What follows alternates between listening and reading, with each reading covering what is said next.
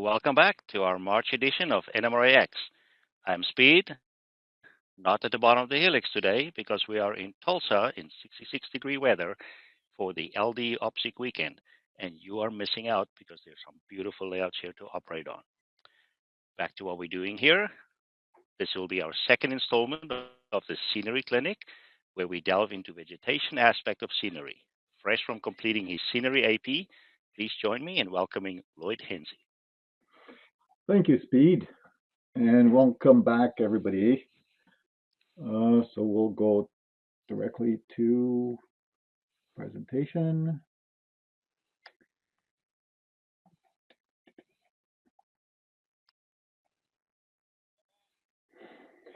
Okay, so this is pillar number 2. We're going to talk about vegetation, and we're not going to talk about trees, but we're going to talk about everything else that has to do with vegetation.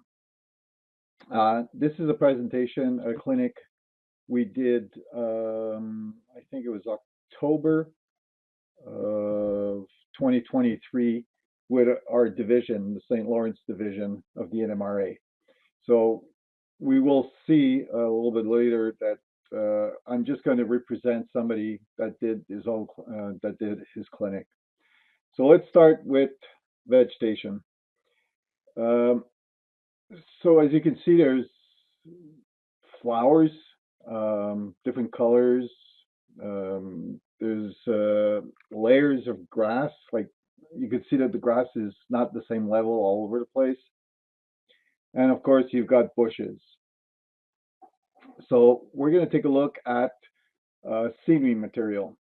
So what kind of material do you have? You have commercial material, which does cost a lot of money or a good amount of money. You could buy stuff from Woodland Scenics or Scenic Express or any hobby shop. You could have stuff from Michael's or the dollar store. Then you have the handmade stuff, which is going to cost a lot less. And almost everything can be handmade, almost everything. Depending on what you're doing, it could be very time consuming. Time consuming meaning that you need for the stuff to dry or give 2 layers of static grass, or it's not just take a place.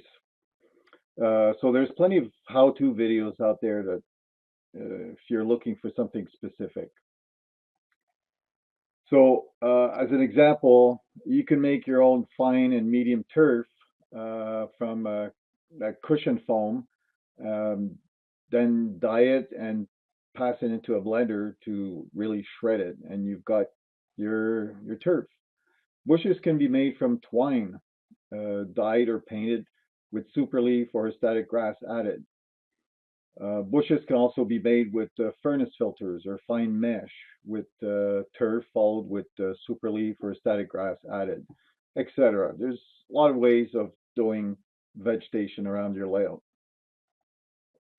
So basically, you decide if you want to spend money or if you want to spend time. I wrote prototypical versus freelance versus proto-lance. I'm a proto-lance person. Prototypical is you'll see an example of what one of the members has done, and it's unbelievable how it is like prototypical. But basically, it's your railroad, so you have to have fun and enjoy what you're doing for scenery. So let's just look at a few examples. Here we have a grass mat where it's 8-inch by 11-inch, where you could buy it for $31. By the way, that's Canadian money, so you have to multiply by 0.6. So we're talking about $24 for a grass mat. It's fast and easy to install. You can install the entire sheet at once, or you could cut or tear apart little bits and pieces and match up with other grass mats that you have. And the looks are very realistic. Or the same amount, 8 by 11, you could do it for 60 cents. It's very time consuming, especially if you have to do some layering to get different heights on your static grass. and it looks realistic. Unless you're very artistic, then it could become very realistic. You got tufts, which is about $23 for an 8x5. It's fast and easy to install. I would say it's realistic, not very, because you're very limited on the colors and the length. Unless you want to create a second layer on your own, but you might as well do it yourself. So if you compare it to handmade, you're talking about 40 cents for the same amount. It's very time consuming for the entire process because you're going to give it one layer of static grass, well, the glue, the static grass, and if you want to give it a second layer with a different color. So it's time consuming, but at least you've got more variance. So I would put it in the category as of very realistic compared to the one that you would buy. There's some bushes out there that you could buy, like 10 bushes for $24. Fast and easy to install. You can even split them up for smaller bushes. Very realistic. Um, I like that product, but I also tried out making my own, and you'll see that it's not that bad. So if you do your own, you're talking about 20 cents for 10 bushes. You use twine, paint, glue, static grass, and fine turf.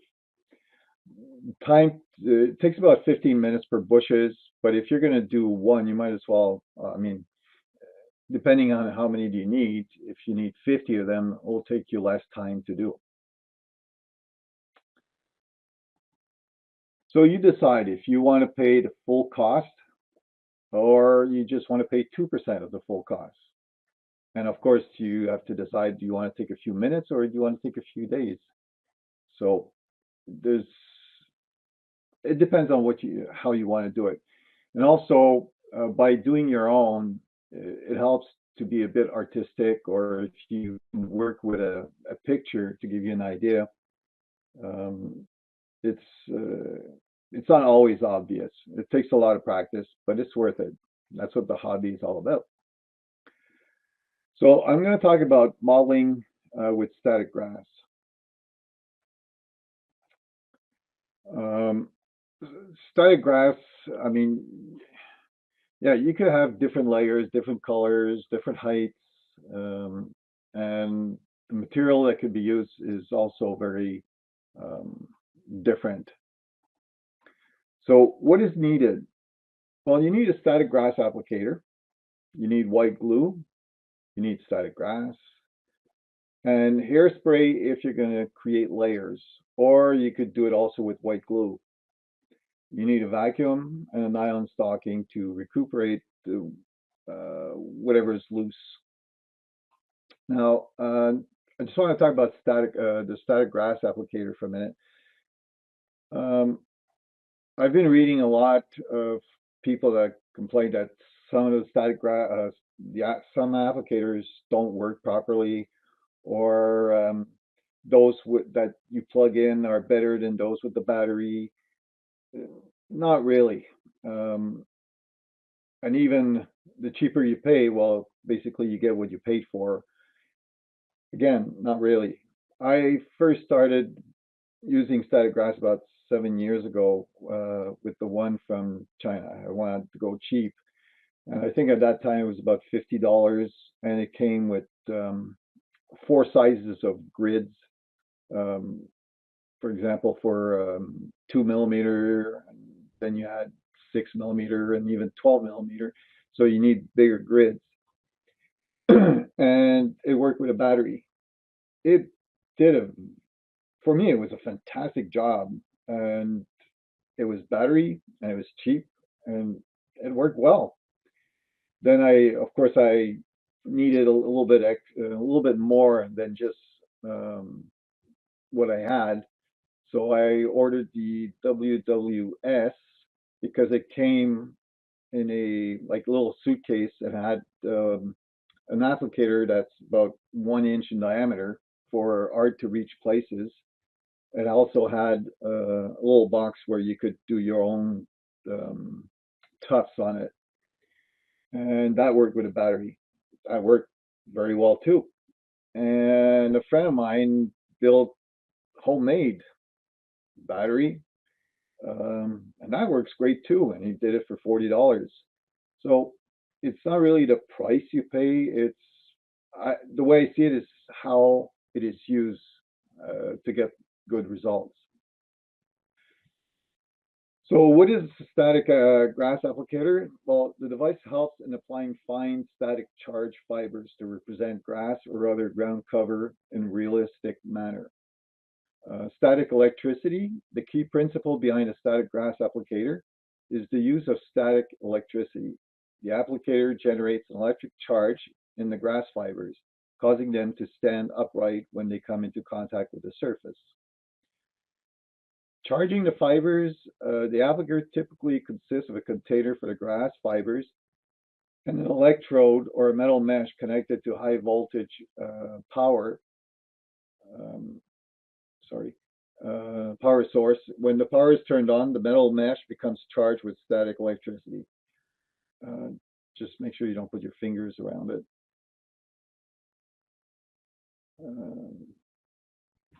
So, oh yeah, attracting the fibers as the charge, the charged grass fibers are dispensed onto the surface. They become attracted to the grounded or oppositely charged target. So basically, your applicator has a wire, which is your ground, which you need to create the static. Upright alignment. The static charge causes the fibers to stand upright on the surface, simulating the appearance of natural grass. The adhesive on the surface helps to secure the fibers in place. In general, that's what it is. So, um, as a rough estimate, like I was telling you, you can expect a basic static grass applicator to start at around $30 to $50, and more advanced models with additional features or larger capacities may range from $150 to $300 or even more. Now, compare different models based on your specific needs and budget, or you could build your own. If you're working on a 4x8 and you want to use static grass, I wouldn't go full budget. Or if you're just doing one module or a diorama, um, there's no need to spend that much money. So like, yeah, so if you make your own, the only problem with your own is usually you only have one mesh, one size mesh.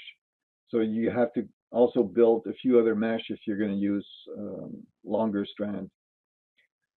So warning, a powerful static grass applicator can give you a good zap. Believe me, I've had that zap. So let's look at static grass now. Static grass comes in various types, offering modelers and hobbyists a range of options to simulate. Sorry, I've got something that's always appearing in my window. Sorry. Different types of vegetation in miniature landscape. Here are some common types of static grass. The length, you have the choice of different lengths, such as 2, 4, 6, 10, 12 millimeters. The color, static grass comes in a variety of colors to simulate different seasons, environments, and types of vegetation. It's important to choose static grass that aligns with the specific landscape or environment you're trying to recreate. Mixing different types of static grass can also add realism and diversity to your miniature scenes. Additionally, be sure to consider the scale of your model and the height of the grass fibers to ensure a proportional and realistic appearance. Now, I don't know, I wouldn't use 12 millimeter in N scale. So, personally, I like 12, I'd say 10 and 12 millimeter has a hard time standing up on your layout. You have to combine it with probably a 4 millimeter to kind of guide these 10 or 12 into a straight line. But what I like to do is create layers. So if I'm going to do layers, 3 layers of 4 millimeter, so I'm at 12. And I wouldn't put 3 layers all over the place though. Okay, so let's talk about procedures. So first you got to prepare the surface. Ensure that your model landscape surface is clean and dry. Apply a thin layer of white glue over the area where you want to add static grass. Now, um, again, I've heard some people say, well, you should dilute the white glue because with water it creates, it's conductive, your electricity is conductive. Personally, I didn't like the watering down because it doesn't glue as fast as just the white glue. And as for conductivity, I had no problems at all. So adding to dilute, I wouldn't take a chance. Just use white glue all over the place, and that's it. So you load the applicator, load the static grass applicator halfway with the chosen static grass fibers. Applicators have a hopper or a container for holding the grass. Why halfway? It's because I've seen people fill it up, and when it comes time to to shake the applicator, the grass is not coming out. And if there's too little, well, it's going to come out too fast. So by experience, I know that halfway is, for me, it was perfect. So you don't have to like really fill it up.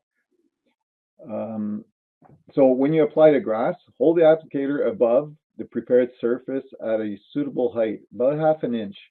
The distance may vary depending on the applicator. Again, here's another point where why half an inch? If you're 6 inches above, by the time the grass falls, it's losing the power, the static, if you want, and will end up flat on your layout.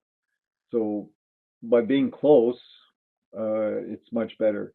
Also, if you have a stronger applicator, then you might go, let's say, to an inch away. Um, so you turn on the applicator to generate the static charge. As the grass fibers are released, they will stand upright due to the static electricity. So you move the applicator over the surface in a consistent and even manner. This helps distribute the glass fiber uniformly. Now, here's another problem that people might have is they think that you have to shake it around, and pretty hard too. From left to right, they shake it, but the fibers, if you're shaking it very fast from left to right, at one point the fibers are no longer falling down straight. They're falling down at an angle. And once they hit the glue, they might just fall down. So there's no need to really shake it. Just go over it in a gentle manner. And just repeat if needed. If you're working on a larger area, repeat the process in sections, ensuring that each section receives enough static grass. When I say section, it could be 8 inch by 8 inch at a time. Now, what I personally do is I'll put the alligator clip on the rail of the tracks. Just make sure that you have no locomotive on the tracks anywhere, just in case something goes wrong. The reason why I put it on the track is because it gives me a larger area to work with, because the current is, the current is along the track. So you can do bigger areas. To remove the excess, once the adhesive has dried, remove any excess or loose grass fibers by gently tapping or brushing the surface. That's if you're doing a diorama, like a small piece. Now, if you're on a layout, use a vacuum with a nylon stocking at the end to recuperate the loose material. You don't need to wait till it dries. What I do is I'll probably wait, let's say 2, 3 minutes, and then pass the vacuum about half an inch away from um, the static grass, so that also not that it's recuperating the loose material, but it's also kind of straightening up the grass fibers. Um, Seal the grass. Well, that's optional. You can seal the static grass with a protective layer to enhance durability. This can be done using a clear sealant or a mixture of water and matte medium. Now, depending on the type of uh, static grass you use, some of them are very shiny. Um, so maybe by spraying a matte gloss on top of it helps. I know a lot, also some people will use an airbrush and I give it a little coat of paint to change the colors of the grass, to give it a blend. Oh, and by the way, when we talk about putting 2 or 3 different types of static grass, if we're talking about colors, make sure that the colors are gradient. Uh, so, in other words, don't take like a dark brown for, let's say, for winter and put it with a light green for spring, because the contrast is going to be way too big. So you got to be able to match, and same thing with the length. Now, uh, colors. There are plenty of colors. Use variants to create patches. Different colors for different seasons, such as light green for spring, summer is darker green. Fall is brownish, and you've got some dry grass that you could put here and there. And there's also, um, oh, what is it called? They call it snow. Um, yeah, snow, not snow white, but white grass to represent winter. Um, that's that's something that I need to try out because I've got a winter scene to do. The length can be mixed to create fluctuations. Lengths greater than 6 millimeter will not hold very well. So you'll need to add about 60% of 4 millimeter. And this will create, like the 4 millimeter will fall straight. So this 6 or 10 or 12 millimeter that's falling with it will kind of fall in between the 4 millimeters and make your longer static grass stand up. You will usually see gradient grass going from short to tall, near trees, roads, tracks. In other words, if you got a road, you might start with 2 millimeter and then go to 4, then 6, and if for thicker and deeper grass. Or you could do different layers. Like leave some open spots on your layout so that you can insert trees, rocks, bushes, or other details. It's not fully, in other words, don't make it fully grass. Layering, this is a great trick. Um, Unless you have someone mowing the grass, normally you have different heights. By creating different layers, you can create a variation of heights. You could use hairspray where you want to add more static grass, different heights or colors. Or if you wait till your static grass is completely dry, what you could do is get one of those, I think it's 1 inch round brush, and you just dab it into white glue and just barely touch the points of the grass that's already um, that's already set, and that way you could give it a second coat. But air spray is much faster, much easier. Um, what I also do is I'll take a piece of paper, let's say 8.5 by 11, and I'll make holes in it, like big holes, and just put that piece of paper on top of my grass, use this hairspray, remove the grass, and then use my static grass so it will only glue to the part where I wanted um, like a second layer or a different color. If you're going to do that with 2 or 3 layers, make sure you wait till each layer is fully dry, because at one point, if you're using airspray, then you're putting a layer of static grass, hairspray, a layer of static grass, it becomes heavy, and next thing you'll know is that everything will kind of squish down and it won't look nice. Add a layer of flowers by sprinkling them on hairsprayed areas or by dabbing white glue on static grass. You can also sprinkle, like to finish your the area you're working on. You could always sprinkle, not use the static grass applicator, but just sprinkle 2 mm static grass to give it a different shade um, wherever you decide. So other uses of static grass, well, like I said, you can make tufts, flower tufts, strings of tufts. Um, you can make shrubs, and of course, you could use it on trees. So static grass is a very useful tool or method for your scenery. Okay, now we come to shrubs, bushes, and wildflowers. Malcolm Vent, a member at our division, that was his specialty. So he gave us a clinic on how to model, bushes and wildflowers. It was very interesting. Uh, Sorry. So there are several bushes.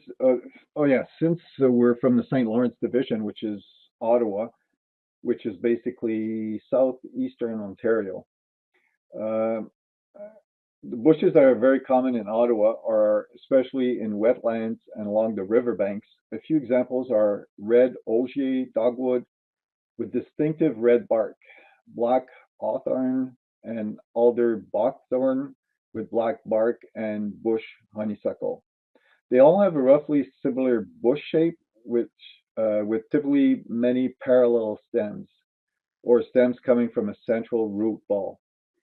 Common buckthorn has gray bark with many parallel stems, and examples will follow. It's also common to find small, low-growing evergreens, such as junipers.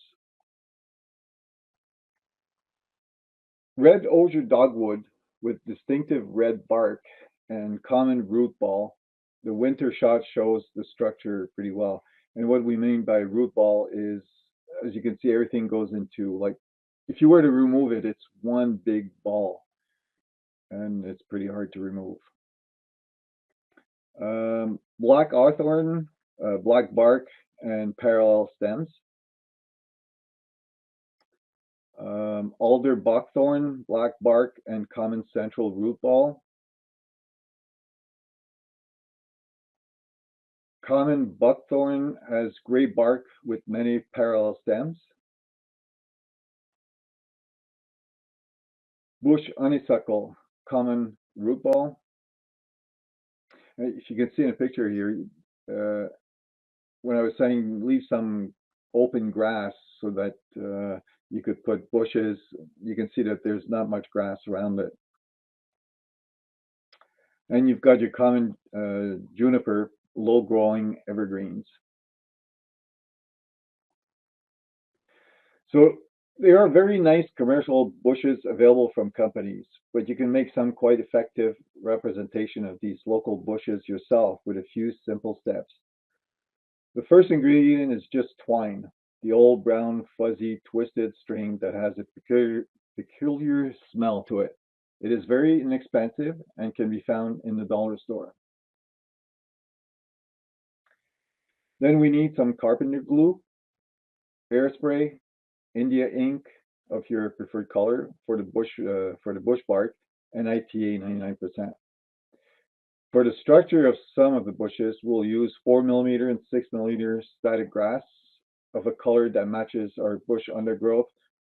For others, we'll apply fine turf directly to the twine. Finally, we'll be adding fine turf from Woodland Scenics, the T49 for leaves. Again, choose it to match your desired leaf color. The first you got to cut the twine to length, appropriate for your bushes, and then dip one end in a bit of carpenter glue, or you could use hot glue to hold it up. This will hold the strands together. So let dry thoroughly. Prepare your ink with a 50-50 mix of ink and IPA. Here he's using burnt sienna ink for red bark scrub plant. He uses black for gray black bark, and gray for light gray, and green for green weeds. Next, you dip each string in an ink mixture while holding on to the glue end. Set aside to dry on a paper towel. Dried strings for various sizes scrub bushes in red and black. Note that the curly strings have straightened out while they dried at, which is a bonus because, yeah, it helps if they're pretty straight. Once dry, tease apart the strands in each string. This will be the main branch structure. Trim some of the strands to varied lengths so it looks more natural. Now we add some structure. You spray the spread out bush with, he uses unscented. I think we all do use unscented ones. For full shaped shrubs, gently sprinkle in the static grass of desired length. Try not to clump it. You found that 4 to 6mm works best for this. Choose a color that will blend in with the bush. They can appear shiny in the light, so we'll skip this step for now. But make sure it doesn't clump because it clumps very easy. So you really drop it from a height, let's say from a good 6 inches. So now, so when set, repeat the process with hairspray and fine turf of your choice of color. Again, avoiding clumping, and shake off the excess.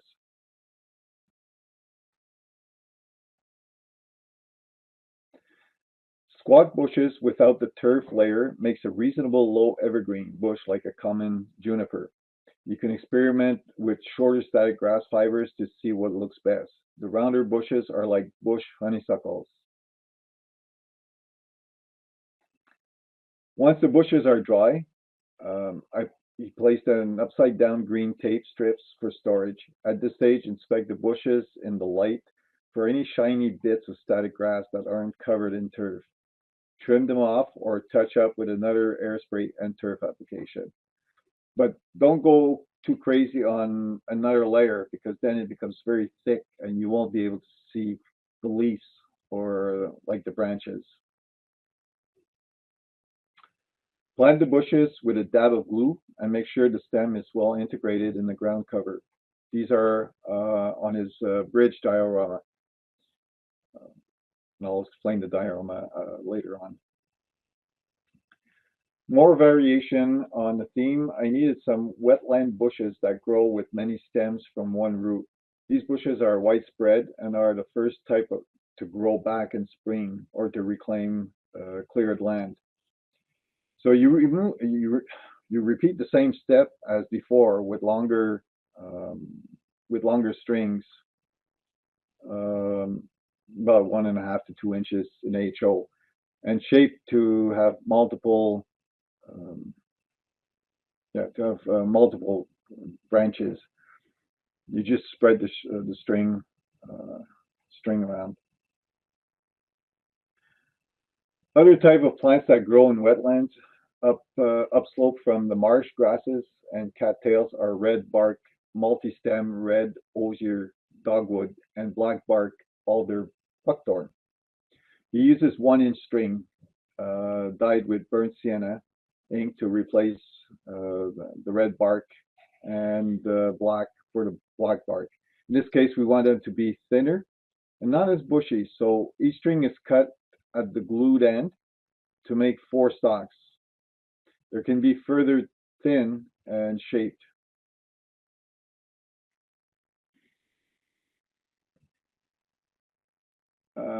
Coat the strings with airspray, but be careful it doesn't clump. Yeah, so it doesn't clump them. If it does, separate with a toothpick so you have strands again. Don't use static grass for this one. Only turf, the fine turf, or yeah, gently sprinkle on the turf. Not too much. You want to see individual leaves, as you can see on the right here. For plants with a lot of parallel stems, such as the common buckthorn or the black hawthorn, you can cluster many of these smaller plants together to make up the bush cluster. Use gray dyed string for them. Repeat this technique as needed until you have all the bushes you need. So here are some examples of shrubs set in a bit of static grass.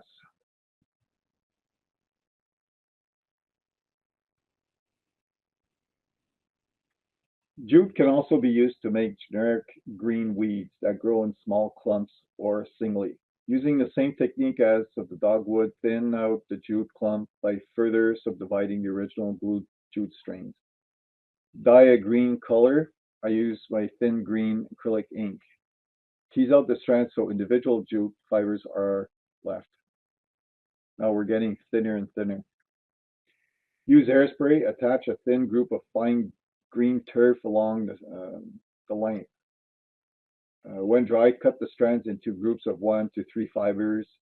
When you're ready to plant, and plant directly with a bit of glue on the ends.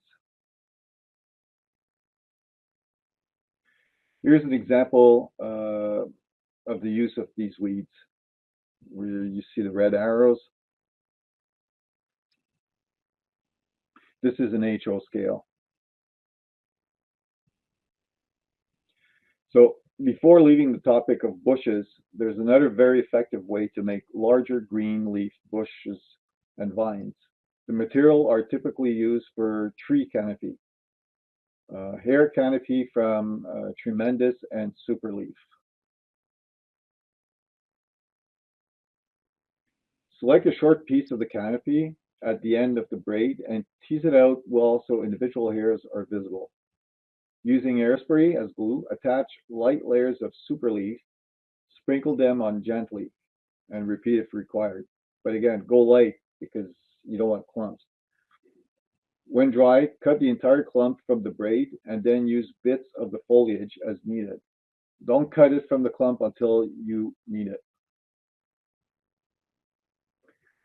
And here are some examples of use of these weeds, again with the red arrows.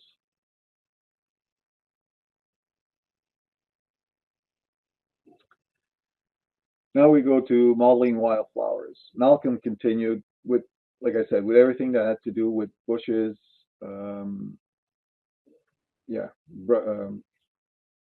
flowers. So now we're looking at flowers. There are a number of wildflowers that are very common in Ottawa area, such as purple loosestrife, goldenrod, curly and bitter dock, Queen Anne's lace, Joe Pye, and milkweed. These plants can all be modeled in a similar fashion with just the detail changing. Here's what the plants look like. So the purple loosestrife, it's an invasive species not found in the transition area.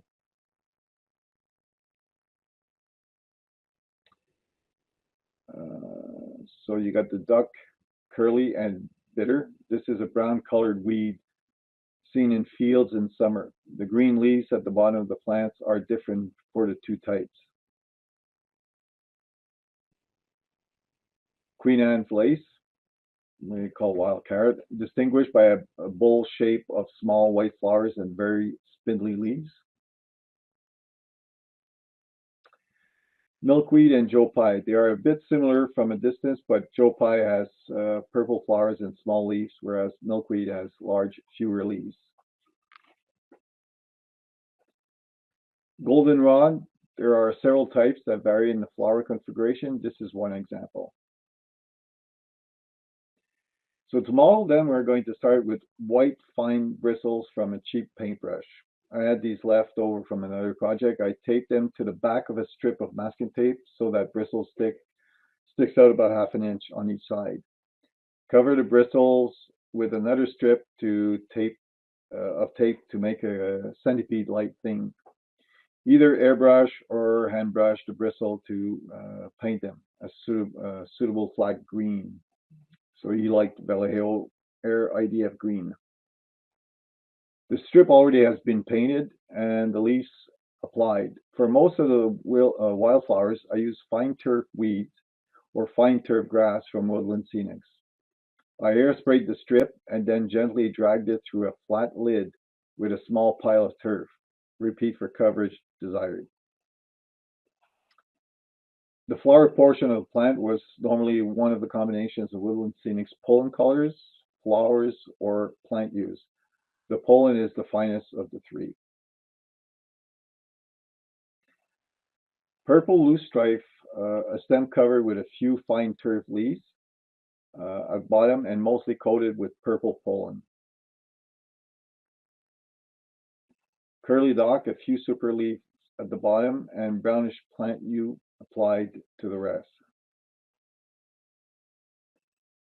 Queen Anne's lace, a bare stem with a bit of green polyfiber at the base and white WS flowers at the top. Joe Pye, fine turf used as leaves and stems coated well. Flower is mainly purple pollen with a bit of dark brown plant hue.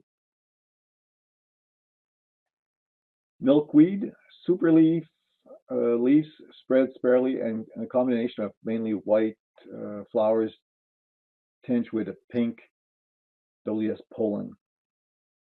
Now those become those are like very tiny flowers, so put around the house or stack them in the field, different places. Now the goldenrod, for a simple model, I used yellow pollen up top and fine turf on the stem. But I wanted to try to see if I could fool my picture this plant identification app. After a bit of experimentation, I was able to. Just on a side note, it's an app which is called Picture This. So basically, you take a picture of the plant and it will tell you what kind of plant it is. I made the flower part by dragging fine silk thread through a lid of diluted Mod Podge matte medium, then dragging the gluey thread over a flat lid with a layer of yellow pollen on it. Then the thread was cut into very short lengths and carefully glued with gel CA on the top of the plant stem. I need about 4 of them to make a flower head that would fool the picture this. And the first picture, the model sample, that's what he did. And he took a picture of it and it correctly identified what he had done.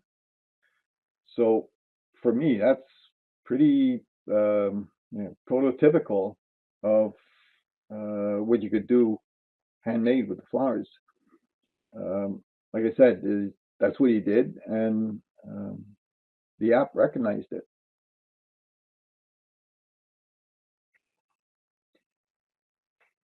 So all this was done on November 25th. We had what we call the Vegetation hands-on clinic. So we had a presentation, and then we went in the afternoon. Everybody got their hands dirty, and we practiced what we were taught. So the project was to go from a piece of styrofoam with scalpel mold and end up with a piece where you've got static grass, 2 layers of static grass, like a strip of tufts, and of course some of the bushes. So what people had to do was, they had to get a piece of styrofoam already prepared with scalpel mold and paint the entire piece and add fine turf to the desired area except where the road will be.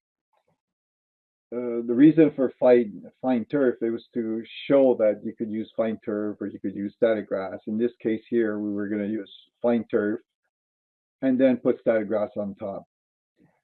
One thing I'd like to mention is the scalpel mold. Okay, so when you're doing your landscape, it's pretty rare that you'll see a flat ground or a level ground for the entire layout. I mean, you could look outside and the land will go up, let's say 6 or 7 feet. Well, that's only an inch in HO scale. So personally, what I do is I'll put scalpel mold all over my base, and I don't pay attention to make it flat. It has bumps all over the place. So when I put my static grass, well, it looks like my static grass is not all at the same level.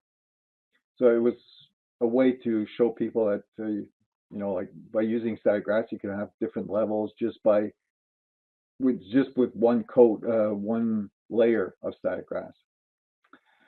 So yeah, once that was done, so people had to let things dry. Then we started making bushes, like 3, 4 bushes,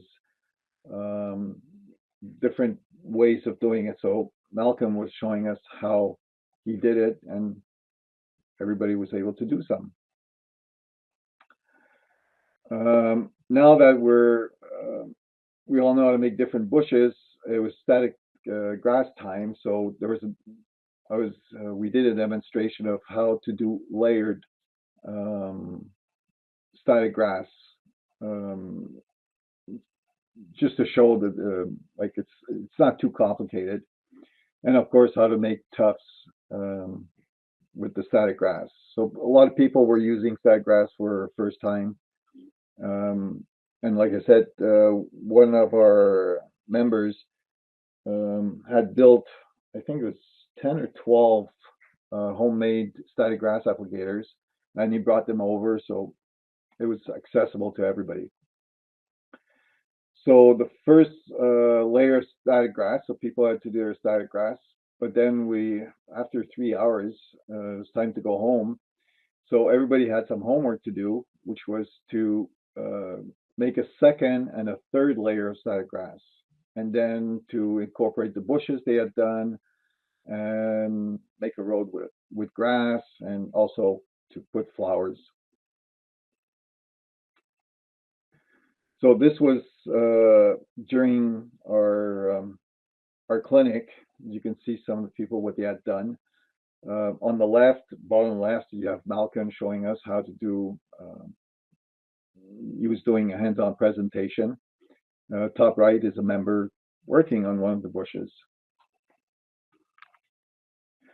Now, since this is part 2 of a clinic, which is vegetation, the first part was rock work, and everybody that's there at the clinic are working on a diorama so that they can include everything they will learn.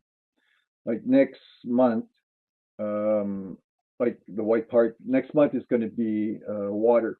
So people have prepared the water scene so that they can be ready when we do our clinic on water. So these are 2 examples of dioramas of members that are following the scenery clinics. So for NMRAx, our next clinic will be on April 27th. We'll be touching all types of water features: streams, rivers, waterfalls, anything that has to do with water. So it will be very interesting to see the different types of waters you can do. Of course, most people, like everybody knows about the resin or the gel, but there's other ways of doing water. And that's it. So if you have any questions, I'll be happy to answer. Lloyd, can you hear me? Yes. So let's ask a few quick questions. The tufts from Scene Master, does that come in other scales than HO? The picture you showed HO scale. Yeah, that's the only one I know of. I can't say if it. No, sorry, I really can't say. Okay, so with the static grass applicator, how big an area can you do at a time? Well, if you, I would suggest no bigger than, let's say, 8 inch by 8 inch or 12 inch by 12 inch, because that's where you're putting your ground pin when you're using the applicator. But if you're gonna use an alligator clip and put it on a rail like I do, well, I probably could do easily 4 feet long by 12 inch. How long does it take to dry so that you know how soon you could move over to the next part?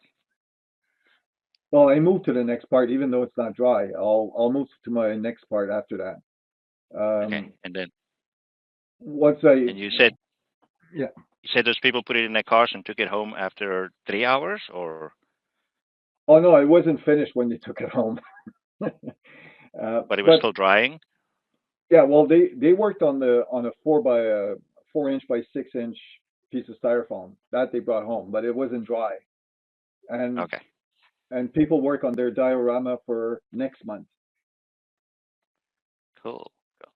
Can you mix the different colors and the different lengths, or do you have to do one type at a time? No, you can mix. Is that if you mix, you have no control of what you intend to have. It's like designing a layout. You're designing your your vegetation. What are you going to put? Where are you going to put your bushes? Or is what part of your grass is going to be thicker than another part? Is the grass going to be at facing the sun all the time, so it's going to be a light green versus grass that's going to be just against the rocks where it's going to be darker green. So you got to kind of plan, or if you don't want to plan, well, you have a pretty good idea. But if you look at the bag, it's all the same green. Yeah. Don't you want something that's mixed in a bit and it's not just that one color green? No.